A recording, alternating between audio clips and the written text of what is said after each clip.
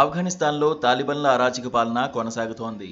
ఇంతకాలం తాలిబాన్ సర్కార్ మధ్యయుగ ప్రవర్తన నియమావళి వల్ల మహిళలు మాత్రమే ఇక్కట్ల పాలవుతుండగా ఇప్పుడు పురుషులు కూడా బాధితులవుతున్నారని ఐక్యరాజ్య సమితి నివేదిక వెల్లడించింది. సదాచార ప్రచార దురాచార నిరోధ మంత్రిత్వ శాఖ ధాటికి కులవృత్తుల వారు నష్టపోతున్నారని తెలిపింది. ఆధునిక కేశాలంకరణ శైలిలో జుత్తు కత్తిరించుకున్న పురుషులను, వారికి క్షౌరం చేసిన క్షురకులను కూడా నైతిక పోలీసులు అరెస్ట్ చేస్తున్నట్లు ఐరాస నివేదికలో పేర్కొంది. అయితే ఆఫ్ఘనిస్తాన్లో క్షౌరం, సంగీతం, పండుగ రోజుల్లో సందడిపై గత ఆగస్టులో ఈ శాఖ నియమావళి విడుదల చేసింది.